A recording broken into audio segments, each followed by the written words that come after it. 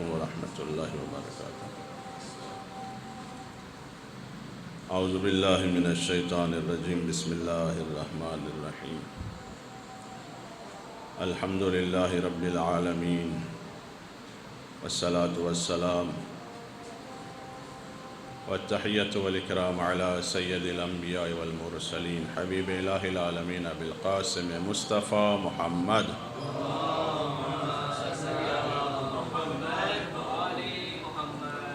واہل بیتہ الطیبین الطاہرین المعصومین المظلومین، ولعنۃ اللہ علی اعدائہم اجمعین۔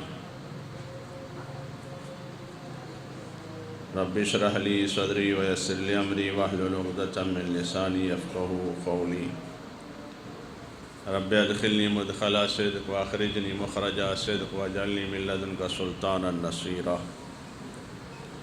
اوصیکم عباد اللہ ونفسی بالاعتصام بالتقوی فإنہ حبل اللہ المتین وعروۃ وثقی۔ سب سے پہلے خود اپنے نفس کو تقوی کی وصیت کرتا ہوں، اور اسی کے ساتھ ساتھ حاضرین کے لیے بھی بارگاہ خداوندی میں دعا ہے کہ پروردگار ہم سب کو توفیق تقوی عنایت فرمائے۔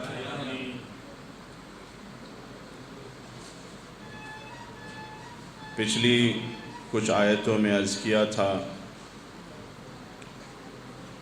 کہ تقوی کیسے حاصل ہوتا ہے۔ چنانچہ انہی آیتوں میں سے ایک آیت سورہ بقرہ کی تھی، آیت نمبر 63، جس میں ارشاد رب العزت ہوا تھا وَإِذْ أَخَذْنَا مِيثَاقَكُمْ، کہ ہم نے جب تم سے میثاق لیا۔ آیت کا تعلق بنی اسرائیل سے ہے، لیکن تمام عالم انسانیت سے اس کا تعلق ہے، اور اس میثاق کا تعلق سب سے ہے کہ اسے کرنا کیا ہے۔ اور سورہ مبارکہ بقرہ کی ہی آیت نمبر 83 میں خداوند عالم نے ان تمام میثاق کا ذکر کیا کہ وہ میثاق ہے کیا، وہ عہد ہے کیا، وہ وعدہ ہے کیا، کہ خداوند عالم نے بنی اسرائیل سے وہ وعدہ لیا، اور ہم سب سے بھی وہ وعدہ لیا، اور ہم سب کے ذمے وہ عہد ہے، وہ میثاق ہے، اور اس میثاق کا خیال رکھنا ہے۔ اس میں سب سے پہلی چیز یہ تھی کہ لا تعبدون الا اللہ، اللہ کے علاوہ کسی کی عبادت نہیں کرنا۔ اگر تمہیں تقوی حاصل کرنا ہے تو سب سے پہلا مرحلہ یہ ہے کہ اللہ کے علاوہ کسی کی عبادت نہیں کرو۔ جتنی چاہے سماج سیوا کرو، جتنی چاہے عالم انسانیت کی خدمت کرو، لیکن اگر اللہ کے علاوہ کسی اور کی عبادت کر رہے ہو تو پھر یہ سب کچھ بیکار ہے۔ تمہارے اس عمل کے ذریعے سے تقوی حاصل نہیں ہونے والا ہے۔ تقوی اسی وقت حاصل ہوگا کہ جب یہ ساری نیکیاں کی جو بنیاد ہے توحید عبادی، کہ عبادت میں اس کے علاوہ کسی کی عبادت نہیں کرو، بس اس کی۔ حتیٰ کہ مسلمان بھی باوجود اس کے کہ کلمہ پڑھ لیا تب وہ نماز پڑھ رہا ہے تو اللہ کی عبادت ہے، روزہ رکھ لیا تو اللہ کی عبادت ہے، فلاں خدمت کر دیا تو کہ اللہ کی عبادت ہے، فلاں نیکی کر لیا تو اللہ کی عبادت ہے۔ ہاں، اس وقت اللہ کی عبادت ہے کہ جب یہ اللہ کے لیے ہو۔ اگر دکھاوے کے لیے ہے، ریاکاری کے لیے ہے، تو باوجود اس کے کہ نماز پڑھ رہا ہے اللہ کی عبادت نہیں ہے۔ زکوٰۃ دے رہا ہے، دکھاوے کے لیے ہے، شہرت کے لیے، اللہ کی عبادت نہیں ہے۔ خمس دے رہا ہے، اس کے اپنے رشتہ داروں میں مستحق موجود ہیں سادات کرام، ان کو چھوڑ کے جا کے سید مولانا صاحب کو دے رہا ہے۔ خوب، تمہارے اپنے رشتہ دار موجود ہیں، کیوں جا رہے ہو مولانا صاحب کو دے رہے ہو؟ رشتہ داروں کو دو۔ کیوں؟ چونکہ رشتہ داروں میں دیں گے تو نام نہیں ہوگا، لیکن مولانا صاحب کی نظر میں ویلیو ہوگی، وہ 10 لوگوں سے ذکر ہوگا، یہ خمس کے پابند ہیں اور یہ خوب آگی نہ بات، تو یہ عبادت کہاں ہوئی؟ یہاں توحید کا انسان نے خیال نہیں رکھا، عبادت میں بھی توحید کا خیال رکھنا ہے ہمیں، ہر کام میں توحید ہونا ہے، ہر کام میں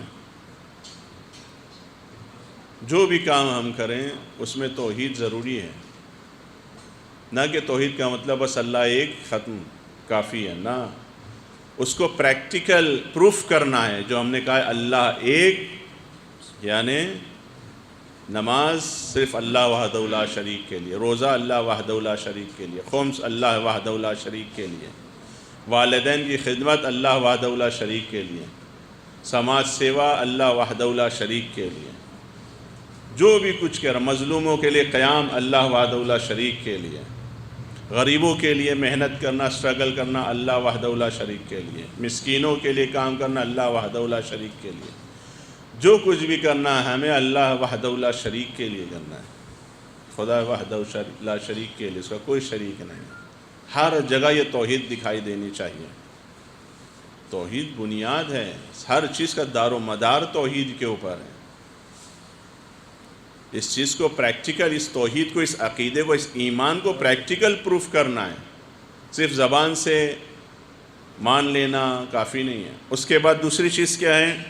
وَبِالْوَالِدَيْنِ احسانا، میثاق، دوسرا میثاق خدا نے کیا لیا؟ وَبِالْوَالِدَيْنِ احسانا، والدین کے ساتھ احسان کرو۔ والدین کے ساتھ احسان کرو کا مطلب یہ نہیں ہے کہ جو عام طور سے ہم لوگ احسان کرتے ہیں اور جتاتے ہیں، نہیں، ہر وہ چیز جو حسن ہے وہ سب سے پہلے والدین کے لیے کرو، ہر وہ چیز جو بہترین ہے وہ سب سے پہلے والدین کے لیے کرو۔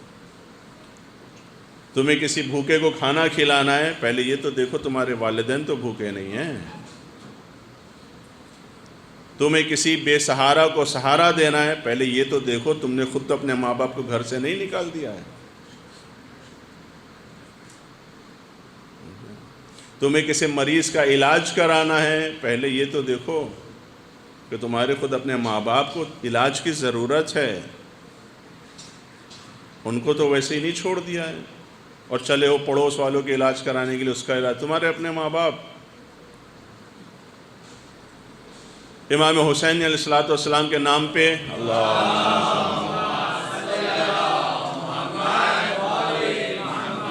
عزاداروں کو کھانا کھلانا ہے، وہ سب سے پہلے دیکھو خود تمہارے ماں باپ تو بھوکے نہیں ہیں۔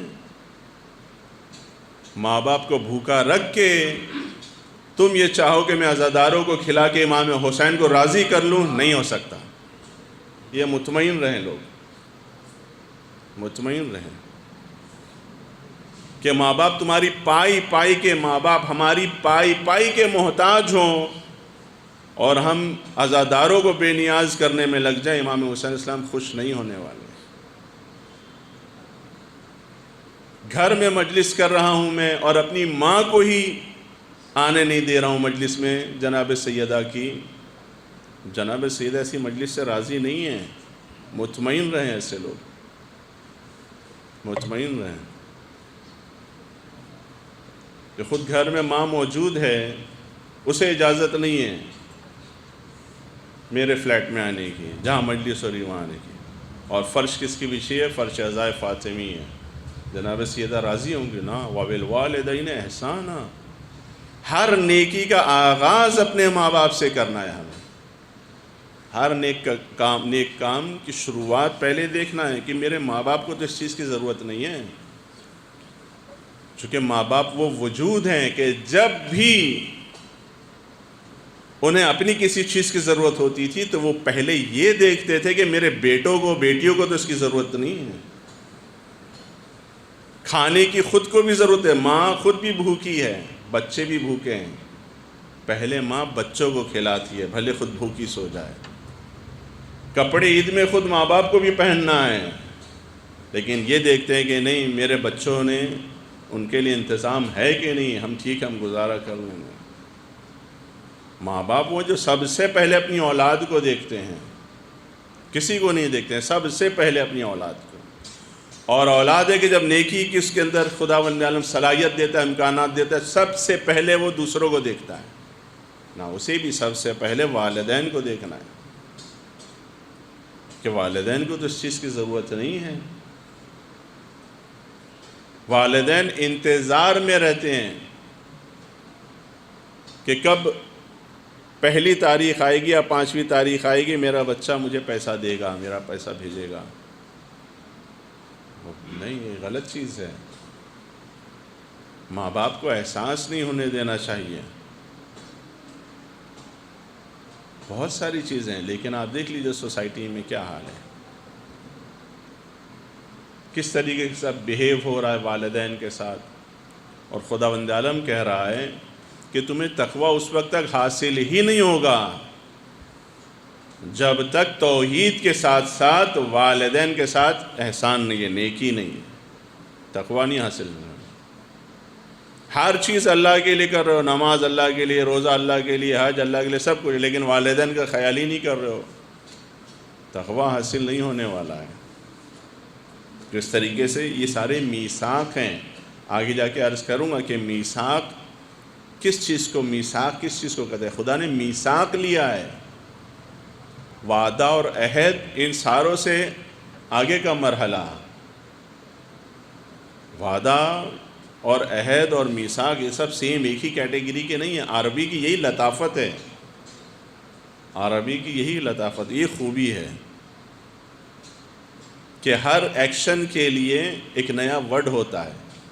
ہر ایکشن کے لیے ایسا نہیں کہ ایک ہی ورڈ کو ریپیٹ کرتے جاتے ہیں، ایسا نہیں ہے. وہاں شیر غرا رہا ہے، شیر حملہ کر رہا ہے، شیر اپنے کیا کہتے ہیں شکار کو کھا رہا ہے، شیر اپنے شکار پر حملہ، اس طریقے سے جتنے بھی شیر کے الگ الگ ایکشن ہوتے ہیں، عربی میں ہر ایکشن کے لیے ایک الگ ورڈ ہے. ہمارے ہاں اردو میں نہیں ہے، فارسی میں نہیں ہے. اس طریقے سے ہمارے یہاں ہر چیز میں پورا اس کے عمل کو بیان کرتے ہیں، پورے اس کے ایکشن کو ایکسپلین کرتے ہیں. وہاں ایک ورڈ مینشن کریں گے، سمجھ جائے گا سامنے والا کہ شیر کی کس پوزیشن کے بارے میں یہ بات کر رہا ہے. یہ خوبی ہے عربی کی. لیکن ہم لوگ عربی پڑھتے نہیں ہیں، جانتے نہیں، دور دور تک ہمیں عربی سے کوئی واسطہ نہیں، جبکہ ہونا چاہیے عربی. قرآن مجید بھی ہم بچوں کو سکھائیں تو سمجھائیں کیا ہم کہہ رہے ہیں، کیا معنی ہیں، نہ کہ بس قرآن پڑھنا سکھا دیں. نہ، قرآن سمجھ میں بھی آنا چاہیے تاکہ یہ سارے مراحل آسان ہوں کہ ہم کیسے تقویٰ حاصل کریں. پروردگار بحق محمد اور آل محمد ہمیں توفیق تقویٰ پرہیزگاری عنایت فرما. بسم اللہ الرحمن الرحیم. انا اعطیناک الکوثر فصلی لربک وانحر انا شانئک هو الابتر.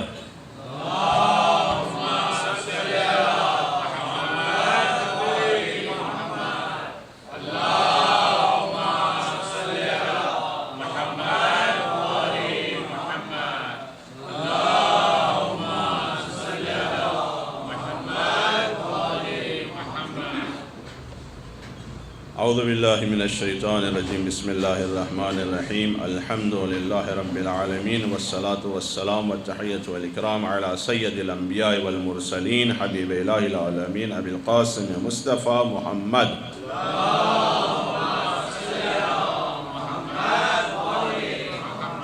وعلی قائد الغر المحجلین امیر المؤمنین علی بن ابی طالب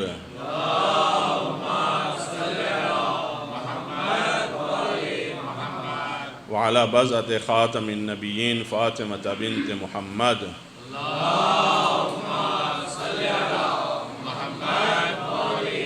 والحسن بن علي المجتبى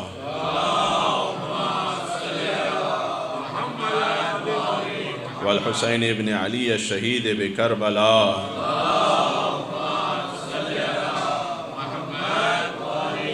وعلي بن الحسين زين العابدين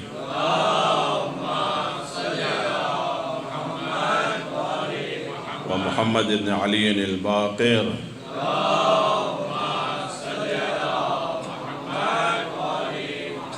وجعفر بن محمد الصادق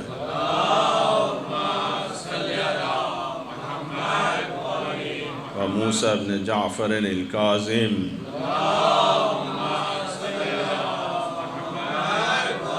وعلي بن موسى الرضا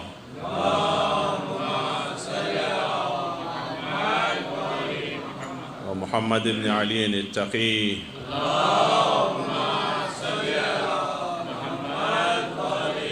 وعلی بن محمد النقی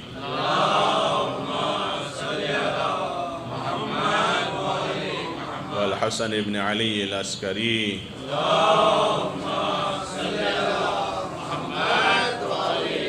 اللهم صل على مولانا صاحب العصر والزمان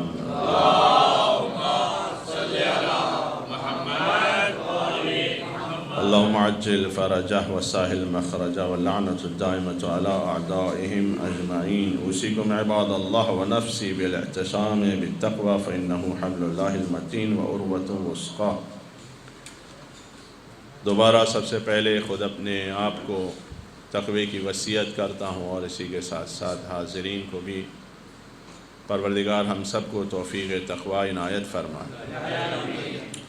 دوسرے خطبے کے حوالے سے کئی مناسبتیں ہیں ہمارے سامنے. سب سے پہلی مناسبت جو ہے وہ ایام عزاء فاطمہ زہرا سلام اللہ علیہا.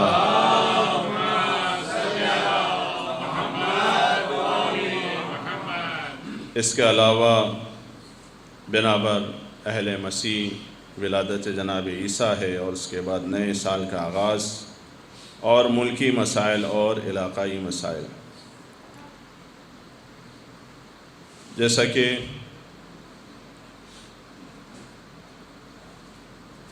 اہل مسیح کے اعتبار سے 25 تاریخ کے جو جناب عیسیٰ کی ولادت کی تاریخ ہے،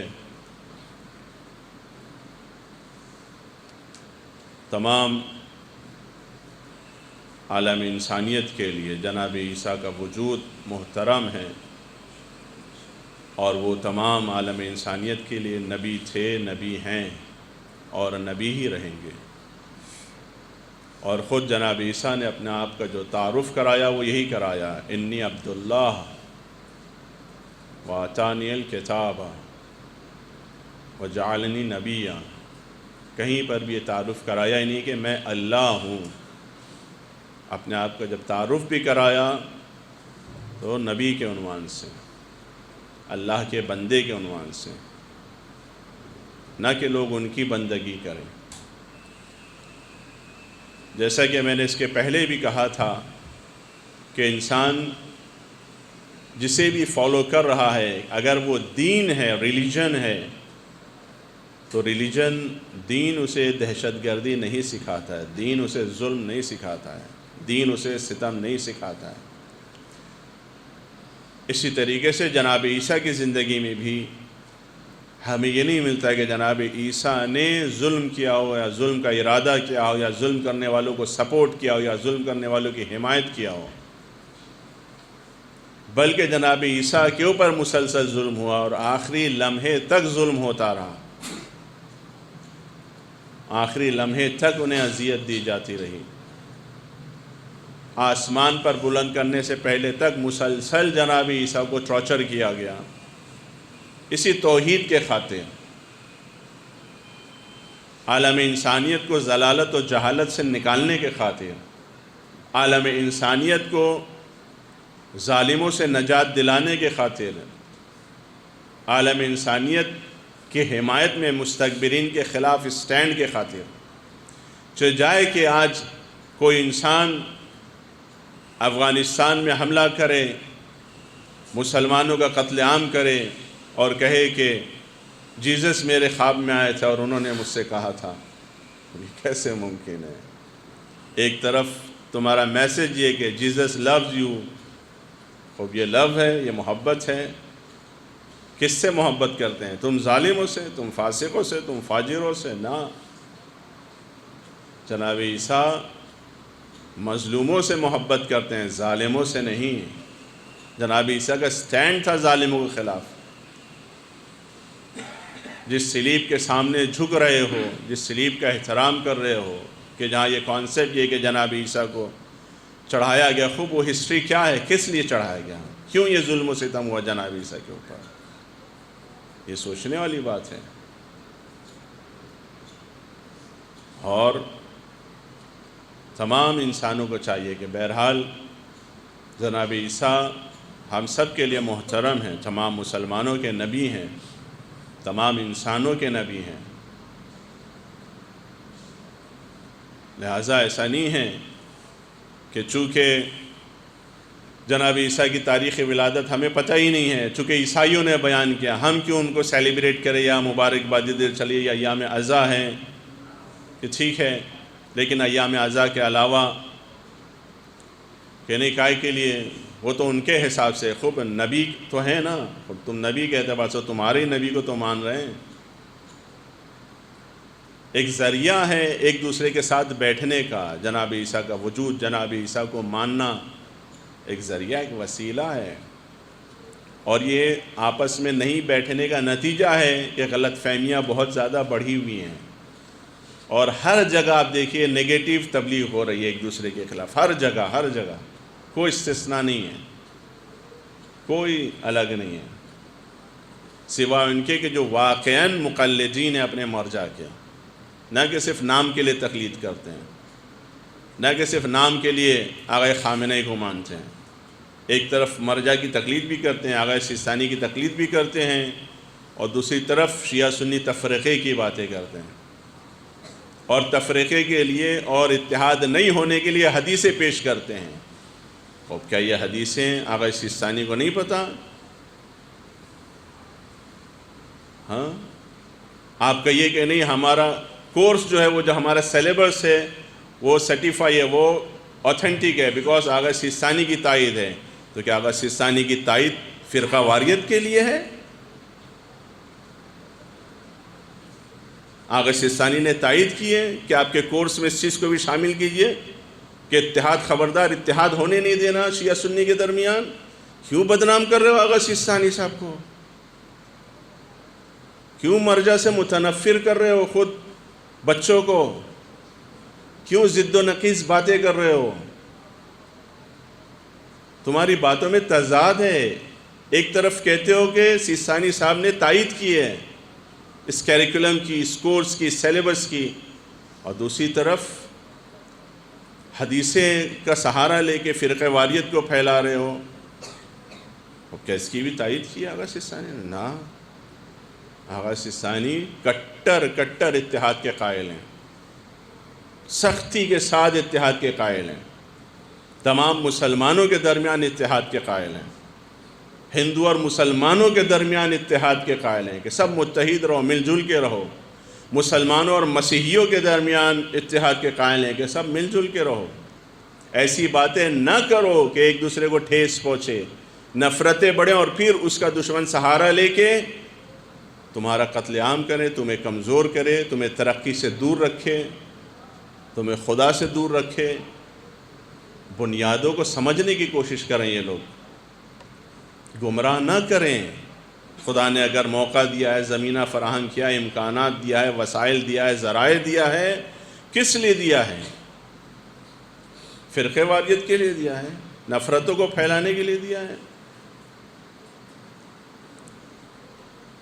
آپ غور کریں، عقل سے کام لیں، شعور سے کام لیں، فکر سے کام لیں، پہچانیں، واقعاً پہچانیں، دشمن اور دوست کو پہچانیں، سمجھیں، مرجعیت کی عظمت کو سمجھیں، آغا سیستانی کے مقام کو سمجھنے کی کوشش کریں یہ لوگ۔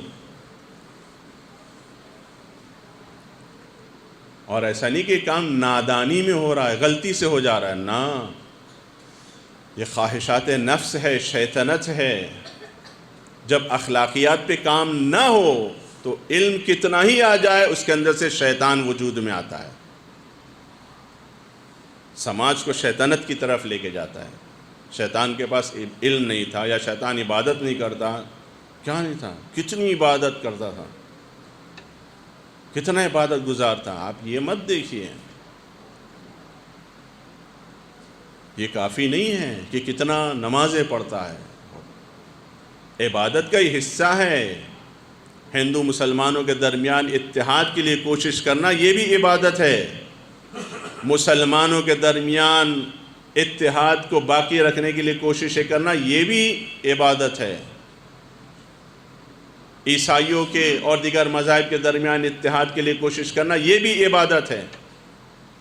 لیا ہو آغا سستانی صاحب سے فتویٰ کہ نہیں یہ عبادت میں اس کا شمار نہیں ہے، میں اسی اسٹیج سے معافی مانگوں گا۔ کیسی بیوقوفی کی بات کرتے ہو؟ کیا فرقہ واریت، نفرتیں پھیلانا عبادت میں شمار ہے؟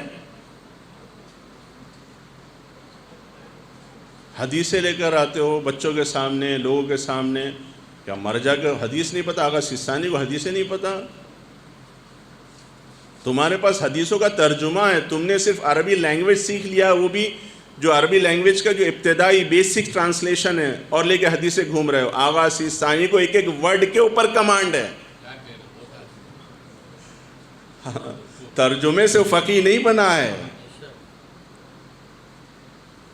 کہ ترجمہ پڑھ پڑھ کے، زیروکس کاپی پڑھ کے وہ فقیہ نہیں بنا ہے۔ آپ غور کریں، علم کے ساتھ ساتھ بلکہ علم سے زیادہ جس چیز کی ضرورت ہے وہ ہے اخلاق، تزکیہ بہت ضرورت ہے۔ اس کے علاوہ نئے سال کا آغاز ہونے جا رہا ہے، خوب شمسی اعتبار سے نیا سال ہے، لیکن چونکہ ماحول، انوائرمنٹ گناہوں سے گھرا ہوا رہتا ہے تو ظاہر سی بات ہے نوجوانوں کے بہکنے کے خطرات ہوتے ہیں، لہذا نوجوان اپنے آپ کو بچائیں، اپنا وقت جو ہے عبادت میں گزاریں۔ ٹھیک ہے دوستی، یاری، جان پہچان اپنی جگہ، لیکن دوستی کا مطلب یہ نہیں ہے کہ ایسی پارٹیز میں جائیں کہ جہاں گناہ ہو رہا ہو، جہاں برائیاں ہو رہی ہوں۔ اس کے علاوہ ملکی اعتبار سے پچھلے دنوں جو اتراکھنڈ میں 3 روزہ جلسہ ہوا، ایک مخصوص پارٹی کا، نہ کہ ایک مخصوص دین کا یا فلانا، وہ دھرم بھی، ہندو دھرم بھی ہندوؤں کو نفرت پھیلانا نہیں سکھاتا ہے، نہیں دعوت دیتا ہے۔ جو ہندوؤں کے بزرگان گزرے ہیں، جو ہندوؤں کے رہنما گزرے ہیں، ان کی ہسٹری کو پڑھیں یہ افراد، انہیں پتہ چلے گا۔ اور آپ کو پتہ ہونا چاہیے، عوامی سطح پہ میں بارہا کہا، عوامی سطح پہ جو ہندو ہے وہ یہ سب ایسی فکریں نہیں رکھتا ہے، یہ صرف الیکشن کی سیاست، کرسی کی سیاست، اقتدار کی سیاست، شیطانی سیاست، اس کا نتیجہ ہے کہ ایک خاص طبقہ ہے کہ جو ایسی چیزوں کو ہوا دیتا ہے، لیکن اقتدار پہ بیٹھے ہوئے لوگ ان لوگوں کو سپورٹ کر رہے ہیں۔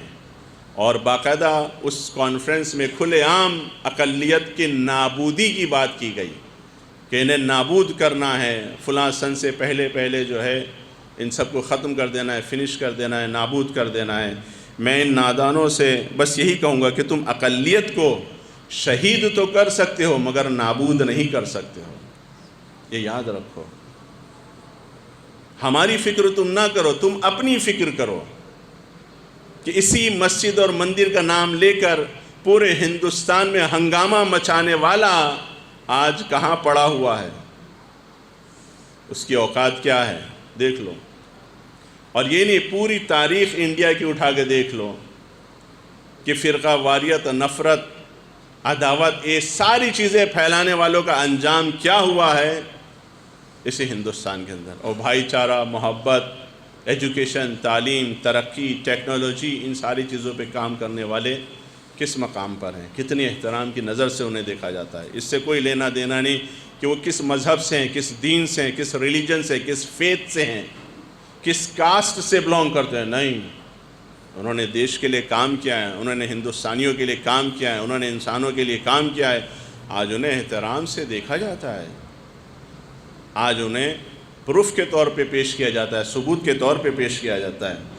تو یہ یاد رکھیں کہ 1400 سال کی تاریخ گواہ ہے کہ اس اقلیت کو نابود کرنے کی کوشش آغاز اسلام سے ہی شروع ہو چکی تھی، اور آج تک یہ سلسلہ جاری ہے اور جاری رہے گا، ختم ہونے والا نہیں یہ سلسلہ۔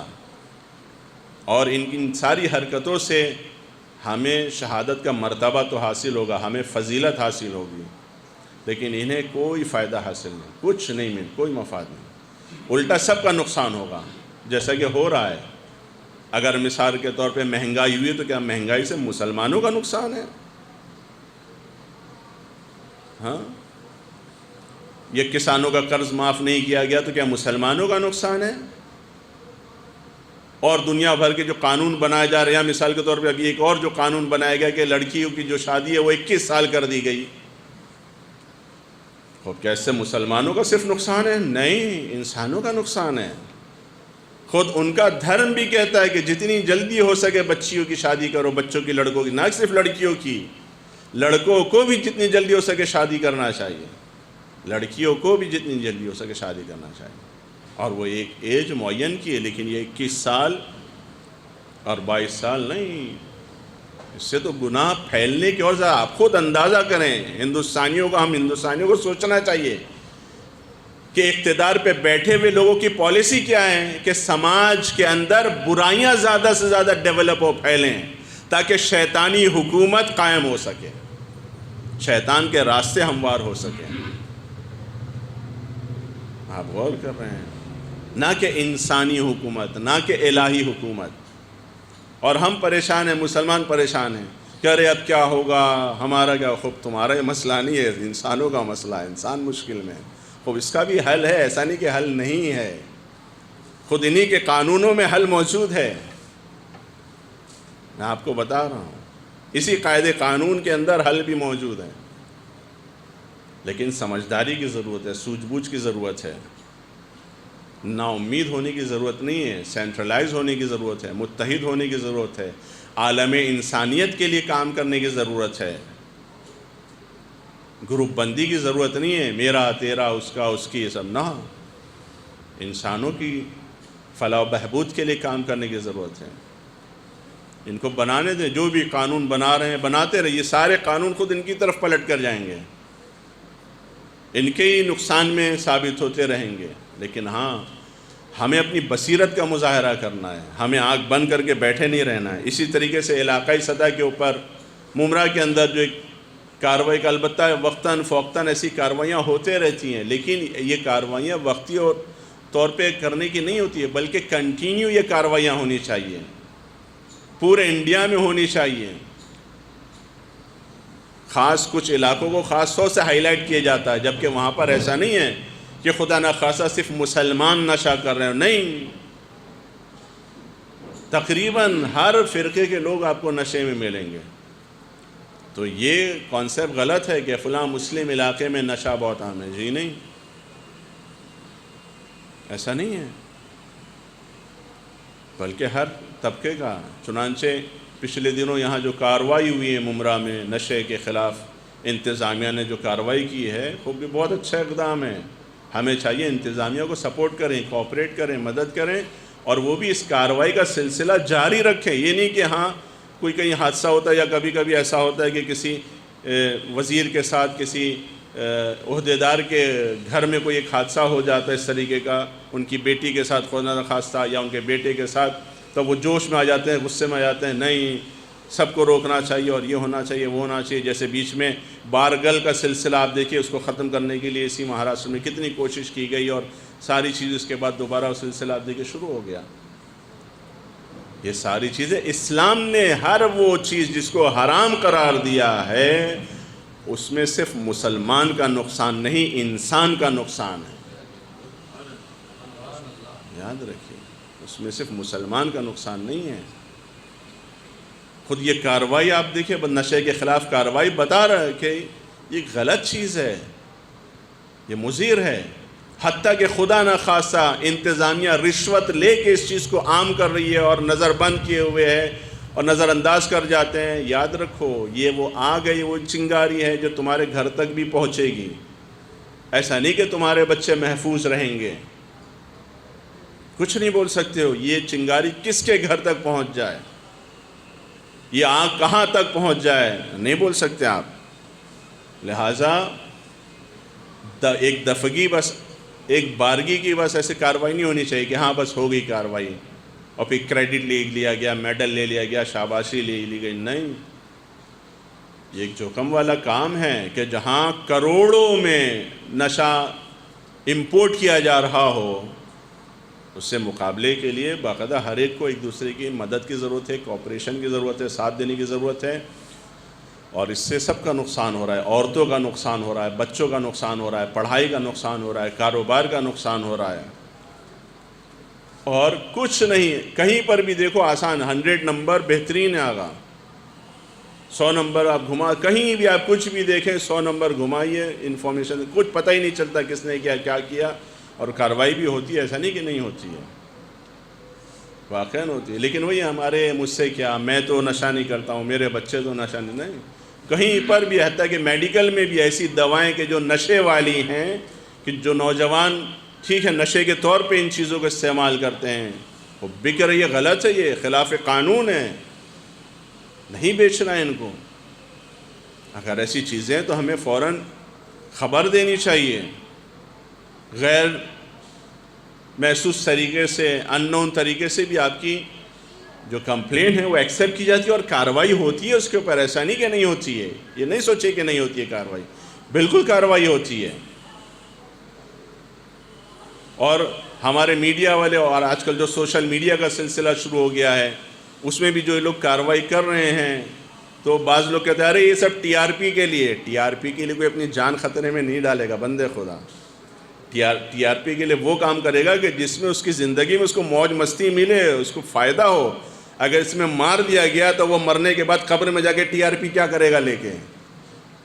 تو ایسے ہر چیز کو ٹی آر پی پہ نہیں ڈال دینا چاہیے، ہر چیز کو پاپولیرٹی اور شہرت پہ نہیں ڈال دینا چاہیے۔ بہت سے ایسے ہیں جو واقعاً مخلص ہیں، درد ہے ان کے اندر کہ اللہ نے ان کو ایک چھوٹا سا سیٹ اپ دیا ہے سوشل میڈیا کا، اس کے ذریعے سے وہ مقابلہ کر رہے ہیں برائیوں کے، اور ان کی اپریشیٹ کرنا چاہیے، ان کو حمایت کرنا چاہیے، ان کو سپورٹ کرنا چاہیے۔ اور بہت سے کام آپ دیکھیں ایسا ہوا، یہی چھوٹے موٹے جو نیوز چینلز والے ہیں، انہی کی وجہ سے بہت سی چیزیں رکی ہیں، بڑے بڑے تو سب بک کے بیٹھے ہوئے اچھے خاصے، یہی چھوٹے موٹے جو ہیں بیچارے ہمارے کام آ رہے ہیں، اور جو اتنا کم سے کم کارروائی ہو رہی ہے۔